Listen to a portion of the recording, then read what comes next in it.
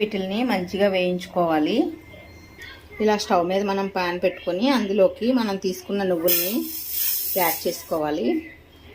వీటిని మంచిగా వేగేంత వరకు కూడా వేయించుకోవాలి. సౌండ్ వస్తుంది కదా, అంటే నువ్వులు అనేవి వేగుతున్నాయి. మంచిగా స్మెల్ వస్తున్నాయి వేగినట్టు. ఇప్పుడు మనం స్టవ్ ఆఫ్ చేసుకోవాలి. ఇలా వేగిన నువ్వుల్ని ఇదే ప్యాన్లో ఉంచితే ఆ వేడికి ఇంకా నల్లగా అవుతాయి కాబట్టి వీటిని ఇప్పుడు మనం వేరొక ప్లేట్లోకి తీసుకుందాం.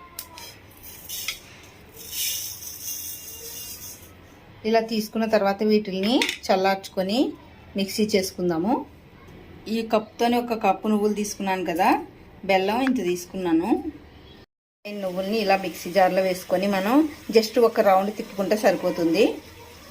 మంచిగా మిక్సీ అయిపోయింది కదా, ఇప్పుడు ఇందులోకి మనం బెల్లం యాడ్ చేద్దాము. ఇలా బెల్లం యాడ్ చేసుకొని మరలా ఒకసారి మిక్సీ చేద్దాము. మంచిగా బెల్లం అనేది కూడా ఇందులో కలిసిపోయింది కదా, ఇప్పుడు దీన్ని మనం వేరొక బౌల్లోకి తీసుకుందాం.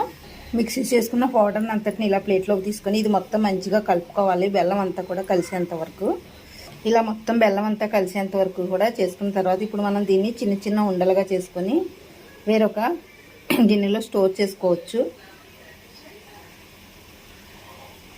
చూసారు కదా, ఎంతో టేస్టీగా ఉండే నువ్వుల ఉండలు రెడీ అయిపోయినాయి.